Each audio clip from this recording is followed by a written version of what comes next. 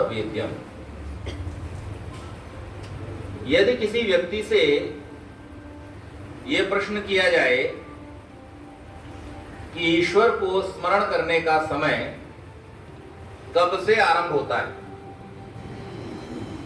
बाल्यावस्था से, युवावस्था से, प्रौढ़ावस्था से या वृद्धावस्था से? आप लोगों का उत्तर क्या है? बाल्यावस्था। ईश्वर की स्तुति प्रत्येक मनुष्य को करनी चाहिए और वो ईश्वर का उपासक बने, इसकी जिम्मेदारी 3 लोगों के ऊपर रहती है, माता, पिता और आचार्य। माता और पिता को यह सुनिश्चित करना चाहिए और पुरुषार्थ पूर्वक सुनिश्चित करना चाहिए कि उनकी संतान ईश्वर भक्त बने। और इसके लिए उनको सबसे पहले क्या करना चाहिए? तो इस मंत्र का जो पहला शब्द है प्रेष्ठम, उन्हें अपनी संतान को ईश्वर की विशेषताओं को बतलाना चाहिए। महर्षि दयानंद सरस्वती ने गायत्री मंत्र से पहले जो 3 व्याहृतियां लगाई जाती हैं, भू, भुवा और स्वः, इसका इतना सुंदर अर्थ किया है। वो कहते हैं भू अर्थात प्राण प्रिय।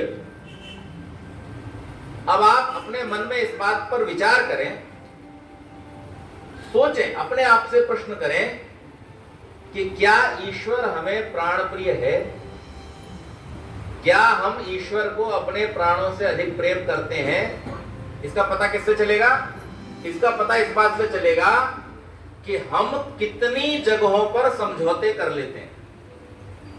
आप अपने जीवन में जो कार्य कर रहे हैं उसमें कहां किस किस को खुश करने के लिए आप समझौता कर लेते हैं। इसी बात से आपको यह पता चल जाएगा आप ईश्वर से प्राणों से अधिक प्रेम करते हैं या ईश्वर को भी जैसे बाकी सबको करते हैं वैसे ही प्रेम कर लेते हैं। लेकिन ऋषि कह रहे हैं प्राण से भी अधिक प्रिय, अर्थात जो ईश्वर की आज्ञा है उसके विरुद्ध कभी न चलना। ये ईश्वर के प्रति हमारा प्रेम है। परमात्मा का हमारे प्रति प्रेम क्या है? हमारे लिए जो कुछ आवश्यक है, जो कुछ हम जानते हो कि न जानते हो, यहां बैठे जितने लोग हैं, अगर मैं आयुर्वेद की संबंधित औषधियों की बात करूं और यहां 10-20 जड़ी बूटियां लाके रख दूं, तो आप में से कुछ ही लोग होंगे जो उनमें से 1-2 को पहचान पाएंगे, नहीं तो आप पहचान नहीं सकते। अच्छा, बहुत सारे लोगों का तो गांव में जीवन ऐसे बीत जाता है कि वो आम अमरूद के अलावा तीसरा फल ही नहीं जानते है जी। जो उनके गांव में पैदा होता है आम अमरूद, वो देखा है उन्होंने, वो खाया है, लेकिन उनके सामने जो यहाँ पीछे मार्केट में आप देखते हो तरह तरह के रंग बिरंगे फल रखे रहते हैं, उनके सामने रखो तो मतलब उनको आश्चर्य होता है ये क्या फल है, इसका क्या नाम है? तो परमात्मा ने हमारे लिए जो कुछ भी आवश्यक है, और जब मैं कहता हूं हमारे लिए मतलब प्राणी मात्र के लिए, वो सारी की सारी सामग्री इस संसार में बनाई हुई है, हम उसको जाने कि न जाने। तो इसलिए हमें क्या करना चाहिए? जब परमात्मा हमारे लिए सब सामग्री हमको दे रहा है, परमात्मा अपनी कृपाएं निरंतर हमारे ऊपर बरसा रहा है, परमात्मा की ही व्यवस्था में हमारा जीवन भी चल रहा है, हम माने कि न माने, नहीं तो विचार कर लेना थोड़ा सा, कितने लोग हैं हम में से जो एप्लीकेशन देके पैदा हुए और कितने लोग हैं जो चिट्ठी भेज के जाएंगे सूचना देकर के? नहीं जा सकते। न आने की सूचना है न जाने की सूचना है। तो हम सबका जो कार्यक्रम है वो कैसा है? आतिथ्यम, हमारी तिथि निश्चित, न आने की तिथि निश्चित है न जाने की तिथि निश्चित है। और इसी प्रकार से तिथि का अर्थ होता है एक सीमा। उस परमात्मा की भी कोई सीमा नहीं है। तो समय भी एक सीमा है। समय किसका नाम है? सीमा का नाम, बाउंड्री। अपने आप में काल कोई चीज, समय कोई चीज नहीं होती। आप समय को केवल सीमा से ही नाप सकते हैं, वरना आप समय की कल्पना कीजिए तो समय जैसी कोई वस्तु आपको दिखाई नहीं देगी। किसी भी वस्तु के सापेक्ष जितना समय व्यतीत होता है, या उल्टा कह लें, इसको दार्शनिक भाषा में कह लें, कोई वस्तु जितने समय में व्यतीत हो जाती है उसे उसकी सीमा कहते हैं, तिथि कहते हैं कि ये जन्म तिथि है और ये पुण्य तिथि है। अभी माता जी बता रही थी स्वामी जी का जन्मदिन है, जन्म तिथि है, 200वां जन्मदिन उनका 12 फरवरी को मनाया जाएगा। तो 12 फरवरी 1824 स्वामी जी की जन्म तिथि है जब शरीर में आए, और 30 अक्टूबर 1883 उनकी पुण्य तिथि है जब वो यहाँ से यात्रा पूरी करके आगे चले गए। तो ये जो तिथि है ये इस कारण से है कि इसमें आना जाना हुआ। लेकिन हम अगर अपना विचार करें तो हमारी कोई तिथि निश्चित नहीं है। हम सब यहाँ पे कौन है? हर बशर मेहमान यहाँ है। हम सब यहाँ पर अतिथि हैं, मेहमान हैं। और वो परमात्मा, उसकी न कृपाओं की कोई सीमा है, न उसके ज्ञान की कोई सीमा है, न उसके सामर्थ्य की कोई सीमा, इसलिए वो भी कैसा है? अतिथि है। तो श्रेष्ठ है, सर्वश्रेष्ठ है और अतिथि है। तो हम क्या करें ऐसे परमात्मा को? उसकी स्तुति करें। अपने बच्चों को परमात्मा की स्तुति करना सिखाएं। क्यों सिखाएं? आजकल हर व्यक्ति को एक सवाल रहता है कि मैं ये काम करूं तो क्यों करूं, इसमें मेरा बेनिफिट क्या है? बिना लाभ के तो हम कुछ नहीं करना चाहते। तो लाभ हमें दिखना चाहिए कि हमारा, अगर हम परमात्मा की स्तुति करेंगे, उस परमात्मा को अगर हम जान लेंगे तो उससे हमारा क्या लाभ हो जाएगा। कल मैं एक वीडियो देख रहा था, एक कथाकार है जिनका नाम है अनिरुद्धाचार्य। आजकल बड़े प्रसिद्ध हैं, वो देश विदेश में जाते हैं, भागवत की कथा करते हैं। तो उनकी कथा में एक व्यक्ति आया और पूछने लगा, जी आप कहते हो राधे राधे जपो, हम राधे राधे जपेंगे तो राधे के हमारे घर में रोटी राशन पहुंचा देंगी। उन्होंने क्या कहा, अब उनके यहाँ भगवान का नाम उन्होंने मान रखा है राधे राधे। तो उस व्यक्ति ने क्या पूछा उनसे कि राधे राधे के हमारे घर में राशन भरवा देंगी? तो अनिरुद्धाचार्य जी जवाब देते हैं, जब तू अपने माता के गर्भ में था तब तेरा बाप हाथ डाल के खाना खिला रहा था तुझे? क्या कहा उन्होंने? जब तू अपनी माता के गर्भ में था तब तुझे तेरे पिताजी हाथ डाल के खाना खिला रहे थे, तब भी तो तुझे कोई खिला रहा था। जो तब खिला रहा था वो तुझे जीवन भर खिलाता रहेगा। तू किस बात की चिंता करता है? अरे तू परमात्मा का नाम तो ले। तो परमात्मा का नाम लेने से क्या लाभ होता है ये हमें जानने की आवश्यकता है। इसी मंत्र में आगे बता दिया। सबसे पहले तो उसको हम मित्र की तरह मान करके प्रेम करें। कैसा माने परमात्मा को? मित्र की तरह। आजकल बड़े बड़े अलग अलग तरह के मित्र संसार में हैं। मैं आपको बता दूं कुछ नाम। कुछ हैं ड्रिंक्स फ्रेंड्स, ड्रिंक्स के टाइम पे जो हमारे साथ बैठते हैं वो हमारे ड्रिंक्स वाले फ्रेंड्स। कुछ है स्मोकिंग फ्रेंड्स, हमारे साथ खड़े होके स्मोकिंग करते हैं।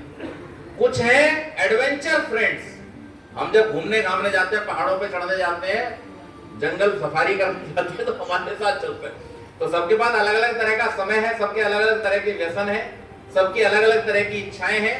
तो इसलिए आजकल बड़े अच्छे अच्छे तरह के फ्रेंड्स बन जाते हैं। लेकिन वेद क्या कहता है, शास्त्र क्या कहता है, हमारे ऋषि मुनि क्या कहते हैं, उसे हमें समझना चाहिए। तो ऋषि मुनि कहते हैं, पापान निवारयति योजयते हिताय, जो हमें पापों से छुड़ा करके और हमारे हित के कार्यों में जोड़ दे। जो पापों से छुड़ा करके हमारे लिए जो हितकारी है, ऐसे कार्यों में हमको जोड़ दे। और गुह्यम च गुहति गुणान प्रकटी करोति, हमारी जो छुपाने योग्य बातें हैं, क्योंकि मनुष्य कभी पूर्ण नहीं हो सकता, कुछ ना कुछ कमियां हर मनुष्य के अंदर होती हैं। तो उन छुपाने वाली, जो हमारे बताने वाली हैं, केवल हमें बता के जिनका सुधार होना है। आप किसी व्यक्ति की बुराई 100 लोगों में करें, उससे वो व्यक्ति सुधर जाएगा? नहीं। लेकिन अगर आप उसकी कमी उसको बता दें तो शायद उसमें सुधार हो जाए। तो गुह्यम च गुहति गुणान प्रकटीकरोति। लेकिन अगर आप किसी की विशेषताओं को सबके बीच में बताएंगे तो उससे दोहरा लाभ होता है। क्या लाभ होगा? एक तो उस व्यक्ति के अंदर उत्साह आएगा कि मेरी सब लोग प्रशंसा करते हैं, और दूसरा सब लोगों के अंदर प्रेरणा होगी कि देखो ये व्यक्ति अच्छे काम करता है, इसकी प्रशंसा होती है, तो हम भी वैसे ही कार्य। तो गुह्यम च गुहति गुणान प्रकटीकरोति। आपद गतम च न जहाति ददाति काले।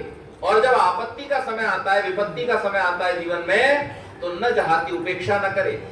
हम तो गए अपने मित्र को मित्र समझ करके उससे सहायता मांगने के लिए, और मित्र ने हमको, टाइम नहीं हमारे पास, हम नहीं कर सकते आपकी सहायता। आपद गतम च न जहाती और ददाति काले, समय पड़ने पर जो सहयोग करे। सन्मित्र लक्षण विदम प्रवदंति संतः, ऐसे सन्मित्र के लक्षण हमारे ऋषियों ने हमको। तो आज हम ये विचार करें कि ऐसा कौन सा मित्र हमें संसार में दिखाई देता है। तो संसार में भी भाग्यशाली लोगों के भाग्य में ऐसे एक आध मित्र हो सकते हैं, परंतु एक मित्र ऐसा है जो सर्वदा सब काल में हमारे साथ में यही व्यवहार करता है, और वो है परमात्मा। तो जो व्यक्ति जीवन में परमात्मा को अपना मित्र बना लेगा, और परमात्मा को मित्र कैसे बना लेगा? लोग कहेंगे हमें दिखता ही नहीं, हम कैसे मित्र बनाए, बाकी सब तो दिख रहे हैं हमको। तो देखोगे तो दिखेगा, नहीं देखोगे नहीं दिखेगा। तो परमात्मा कैसे दिखेगा? जो मैंने पहली बात कही, पापान निवारयति। जब जब आप जिस जिस काम को करने के लिए प्रवृत्त होते हो, आपके अंदर बैठा बैठा वो आपको प्रेरणा देता है, ये करना है और ये नहीं करना है। वो आपको पाप से छुड़ा करके हित में जोड़ता है। कैसे देता है प्रेरणा? कि जब भी आप कुछ अच्छा करने के लिए प्रेरित होते हो, आपके मन में उत्साह होता है, आपके मन में ये इच्छा होती है कि मैं सबको बताऊं, आपके मन में उल्लास का भाव होता है। और जब जब आपसे कोई गलती हो रही होती है, उस समय आपको भय होता है, शंका होती है, लज्जा आती है, करूं कि नहीं करूं, कोई देख न ले, पकड़े गए तो बड़ी पिटाई लगेगी, बड़ी बदनामी होगी। ऐसे भाव जिन कार्यों के लिए आपके मन में आते हैं, वो पाप कर्म है, उनसे बचना तेरा है। हर समय बैठकर संसार वाला मित्र दे न दे, लेकिन वो अंदर बैठा हर समय अलार्म आपका बजा रहा है। इससे बढ़िया मित्र और कौन हो सकता है? और आपके किसी भी दोष को वो किसी से कहता नहीं है, लेकिन गुणों को सबके सामने प्रकट कर देता है। आप जब अच्छा कार्य करने के लिए प्रवृत्त होते हैं, तो परमात्मा की कृपा से आजकल लोग पैम्फलेट छपवाने लगे हैं, पोस्टर लगवाने लगे हैं, धर्मशालाओं में अपना नाम छपवाने लगे हैं। ठीक है, वो भी कहीं तक एक हमारी ऐषणा है, सात्विक है, भले लोकेषणा है, लेकिन फिर भी है, बुराई नहीं। लेकिन वास्तव में अगर आप थोड़ा सा अपने आप को कंट्रोल कर लो, इस ऐषणा से ऊपर उठ जाओ और उठ करके केवल अच्छा करो, कोई बैनर मत छपवाओ, कोई पोस्टर मत लगवाओ, फिर भी आप देखोगे कि आपकी प्रशस्ति पूरे संसार में हो ही जाएगी, आपके गुणों के कारण। गुह्यम च गुहति गुणान प्रकटीकरोति। और जब जब आप अपनी आपत्ति के समय में उसके सामने हाथ जोड़ करके, सिर झुका करके बैठोगे, जब जब उसको याद करोगे, बड़ी से बड़ी विपत्ति को वो आपकी टाल देगा। अच्छा, कभी विचार करना अकेले में बैठ करके, आपके जीवन में अब तक जितनी विपत्तियां आई हैं, अगर आई हैं तो उसको किसने टाला, किसने आपको बचाया? ऐसे ऐसे जीवन के आपको उदाहरण मिल जाएंगे, अपने ही जीवन से, दूसरों का देखने की जरूरत नहीं। अपने ही जीवन से जब आप विचार करोगे, चिंतन करोगे, तो आपको पता चलेगा कि जब मैं घनघोर संकट में था, उस समय भी उस परमात्मा ने मुझको ऐसे उठा लिया जैसे कोई माली फूल को उठा लेता है। तो वो आपकी कभी विपत्ति में उपेक्षा नहीं करता, हमेशा आपके साथ खड़ा रहता, हमेशा आपके साथ चलता है, और आपके लिए सदैव उसने सब कुछ दे रखा है। तो ऐसे उस परमात्मा को हम जैसे अपने सांसारिक मित्रों को प्रेम करते हैं, वैसे ही क्या करें? प्रिय माने, प्रेम करें। उस परमात्मा को हम अपने हृदय में बसाएं। और इससे होगा क्या? लाभ क्या होगा? तो एक तो ये लाभ हो गया कि आपको एक परमानेंट फ्रेंड मिल गया।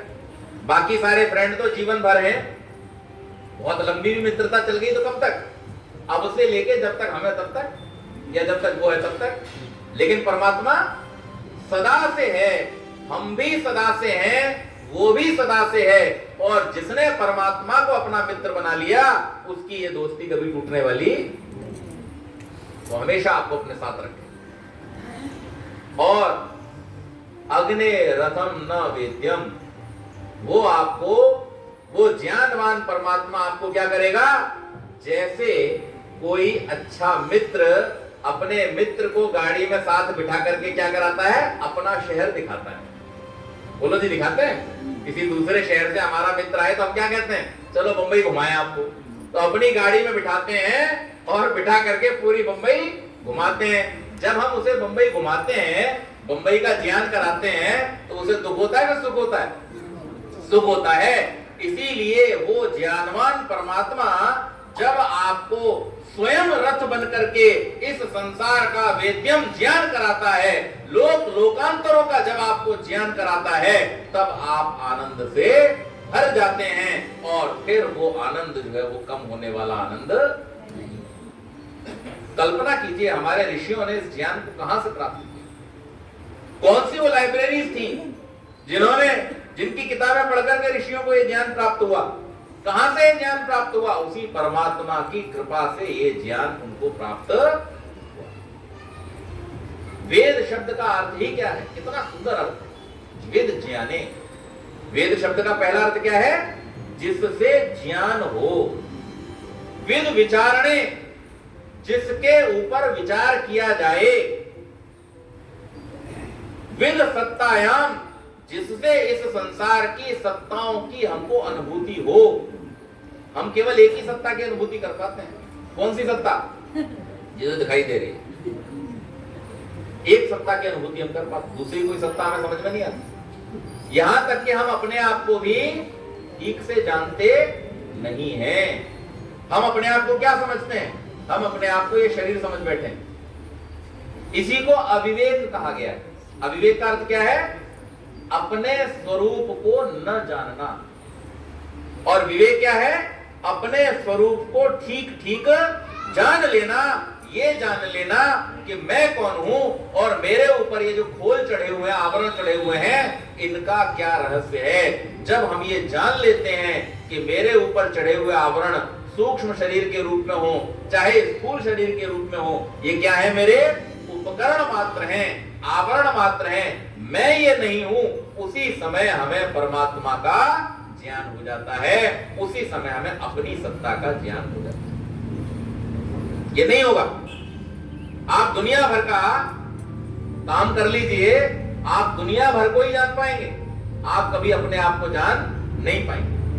कल मैं सत्यार्थ प्रकाश की कक्षा में पढ़ा रहा था, प्रकरण आया तो एक सज्जन ने शंका समाधान के समय मुझसे प्रश्न किया कि आचार्य जी, आप कहते हैं व्यक्ति को प्रतिदिन 2 घंटा परमेश्वर का ध्यान करना चाहिए, अपने विषय में चिंतन करना चाहिए, तो सांसारिक कार्यों को करते समय हम ऐसा कैसे कर सकते हैं?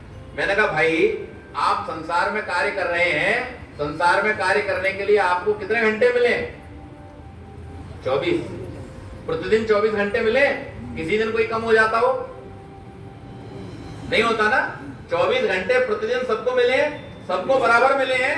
अगर उन 24 घंटों में से 2 घंटे आप अपने कल्याण के लिए खर्च नहीं कर सकते, तो इसका मतलब आपकी सोच में कहीं ना कहीं गड़बड़ी है। आपने अभी इस संसार में अपने आने को ठीक से समझा ही नहीं कि मैं यहां क्यों आया। तो उस परमात्मा को सर्वश्रेष्ठ मानना, सर्वश्रेष्ठ मान करके उसको मित्र में अपनाना, मित्र की तरह अपने जीवन में अपनाना, और उसी के माध्यम से इस संसार को देखना, ये 3 कार्य जब हम अपने जीवन में करना शुरू कर देते हैं, तब वो अतिथि जिसको हम रोज हवन करते हुए बुलाते हैं, क्या कहते हैं? समिधाग्निम दुवस्यत घृतैर बोधयत अतिथिम, बोधयत अतिथिम, बोधयत अतिथिम। क्या कहा हमने? अतिथि को बुलाया। कौन से अतिथि को बुलाया? वो तो सब जगह था पहले से, फिर बुलाने की जरूरत क्यों पड़ी? अरे सब जगह तो था, आपके मन में नहीं था ना। आपके मन में उसकी स्थापना कैसे करोगे? तो जब उसको अतिथि मान करके, उसका सम्मान करते हुए उसको अपने हृदय में अपनाते हुए जब आप उसको धारण करोगे, तब वो आपका अतिथि कल्याण करने वाला हो जाएगा, आपके जीवन का उद्धार करने वाला हो जाएगा। ये बड़ा विलक्षण एक स्वरूप है परमात्मा का, कि हम लोग हमेशा ये कहते सुनते आते हैं कि परमात्मा तो घट घट व्यापी है, लेकिन वो घट घट व्यापी को बुलाना क्यों पड़ रहा है? क्यों हम परमात्मा को बुला रहे हैं? तो ये बुलाना इसलिए है क्योंकि वास्तव में वहां परमात्मा के आने की जरूरत नहीं है, आपके पहुंचने की जरूरत है। आपको वहां पहुंचना है, उसकी सीमा में आपको पहुंचना है। वो तो असीमित है, वो तो अतिथि है, लेकिन आप तो असीमित नहीं हो, आप तो एक देशी हो, आपको उस तक पहुंचना है। इस यात्रा में भी हम इसको क्या कहते हैं? आनंद पूर्वक, बड़े सत्कार पूर्वक, बड़ी श्रद्धा पूर्वक इस बात को भी हम यूं कह देते हैं कि हे प्रभु, हम आपको आमंत्रित कर रहे हैं।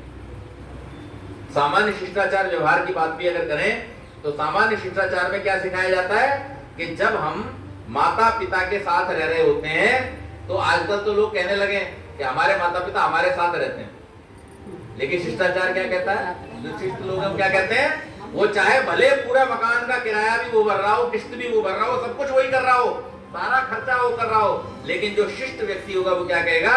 हम तो अपने माता पिता के साथ।